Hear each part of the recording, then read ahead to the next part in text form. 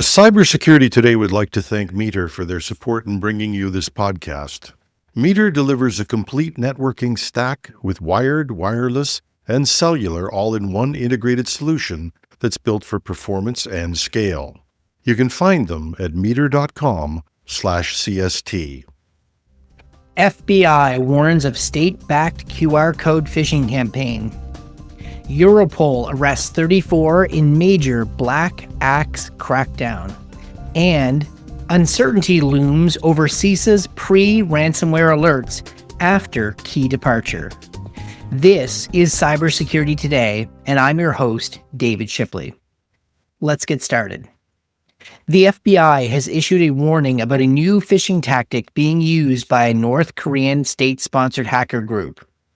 The group is leveraging malicious QR codes in spear phishing campaigns that are targeting organizations in the United States. The primary focus of these attacks appears to be groups involved in policy, research, and analysis related to North Korea.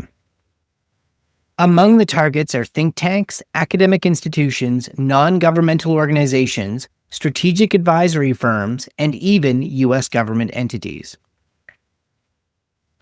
The phishing technique uses QR codes to bypass traditional security measures. The FBI has previously noted its use by cybercriminals to steal money. It remains a highly effective method for tricking victims and evading detection. Here's how it works. Victims receive emails containing QR codes, often disguised as links to questionnaires, secure file shares, or login pages. When scanned with a mobile device, the QR codes direct users to attacker-controlled websites. These pages often impersonate legitimate platforms such as Microsoft 365, Google login portals, Okta, or VPN services, with the goal of stealing access credentials or session tokens. The FBI highlights that these tokens are particularly dangerous because they allow attackers to bypass multi-factor authentication and hijack accounts without triggering many security alerts. In some cases, attackers have posed as foreign investors, embassy officials, think tank members, or conference organizers to gain credibility.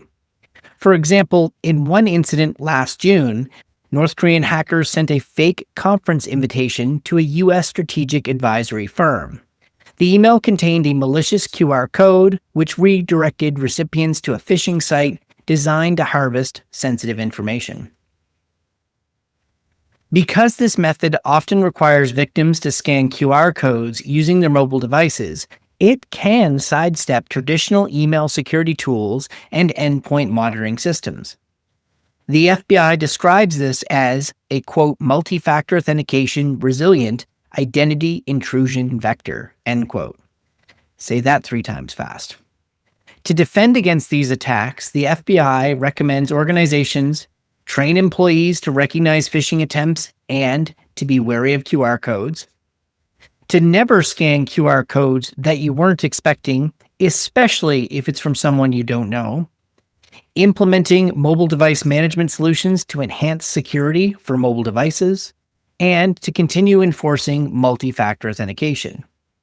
Lastly, the FBI urges anyone targeted by these attacks to report incidents to their local FBI cyber squad or through the Internet Crime Complaint Center at ic3.gov.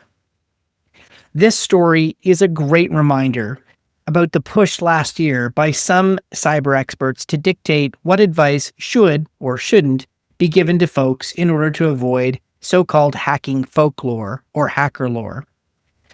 It was misguided when it came out, particularly with regards to claims that QR codes weren't a threat people needed to worry about. It doesn't matter that the codes themselves aren't the delivery mechanism for malware.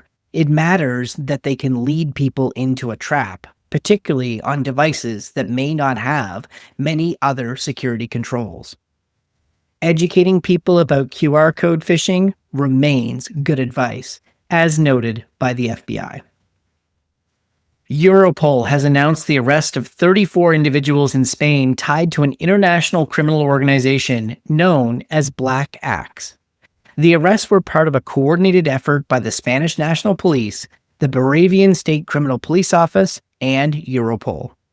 The operation resulted in 28 arrests in Seville, with additional arrests in Madrid, Malaga, and Barcelona.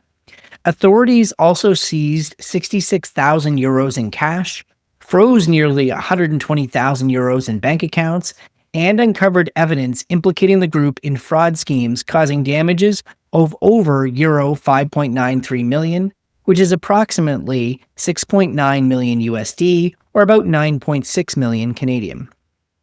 Black Axe is one of the most prominent West African transnational organized crime syndicates.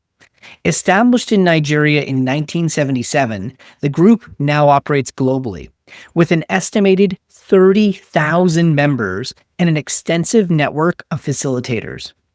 The organization has been linked to a wide range of criminal activities, including cyber-enabled fraud, human trafficking, drug smuggling, and violent crimes.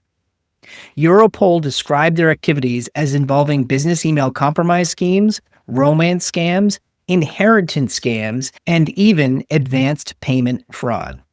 These operations are often supported by money laundering networks that use both traditional financial systems and cryptocurrencies. This isn't the first time Black Axe has been targeted by international law enforcement. In 2022, an Interpol-led operation, dubbed Operation Jackal, resulted in the arrests of 75 individuals connected to the syndicate. In 2024, a follow-up effort led to over 400 arrests, the seizure of more than 5 million in assets, and the identification of thousands of additional suspects. Europol's recent crackdown is yet another significant step in disrupting Black Axe's global operations. Authorities are urging businesses and individuals to remain vigilant against cyber-enabled fraud schemes and to continue to report suspicious activity to your local law enforcement or appropriate authorities. A critical U.S. government program designed to warn organizations about imminent ransomware attacks is facing uncertainty after the departure of its lead developer. David Stern, the key figure behind the Cybersecurity and Infrastructure Security Agency's pre-ransomware notification initiative, resigned late last month after being reassigned to a different federal agency.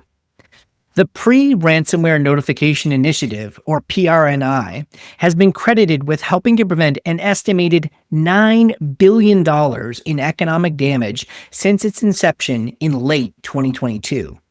By analyzing tips from the intelligence community, cybersecurity firms, and internet infrastructure operators, the program alerts organizations when ransomware operators are preparing to attack. Over the past 2 years, the initiative has sent thousands of warnings to critical infrastructure operators, including water systems, healthcare facilities, schools, and energy utilities. Stern's departure comes at a challenging time for CISA, which has already been grappling with staffing shortages, budget cuts, and leadership challenges.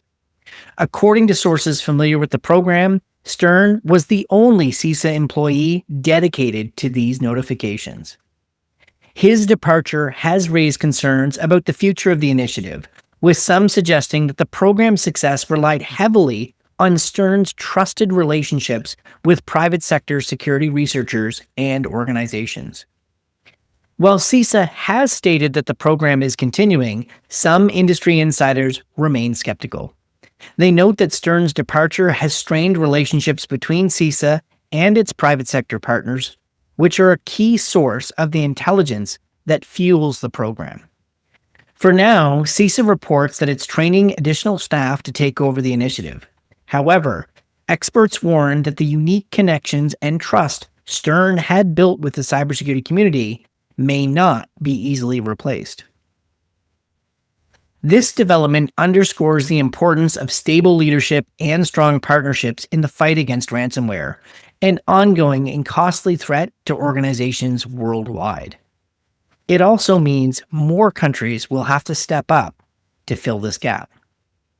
The news also comes as the US announced late last week that it was pulling out of several international organizations helping coordinate responses to cyber threats. Among the organizations the U.S. exited were the Global Forum on Cyber Expertise, the Online Freedom Coalition, and the European Center of Excellence for Countering Hybrid Threats. The Global Forum on Cyber Expertise works on issues such as critical infrastructure protection, cybercrime, cyber skills, and policy, as well as emerging technology. Its members include nations and government organizations like Interpol, but also tech companies like Hewlett-Packard, MasterCard, and Palo Alto Networks. Thank you for listening. If you enjoy the show, please tell others. Consider leaving us a review, and remember to like and subscribe. We'd love to reach even more people, and we continue to need your help. I've been your host, David Shipley. Jim Love will be back on the news desk on Wednesday. Have a great Monday. We'd like to thank Meter for their support in bringing you this podcast. Meter delivers full-stack networking infrastructure, wired, wireless, and cellular to leading enterprises. Working with their partners, Meter designs, deploys, and manages everything required to get performant, reliable, and secure connectivity. They design the hardware, the firmware, build the software, manage deployments, and run support. It's a single integrated solution that scales from branch offices to warehouses and large campuses to data centers.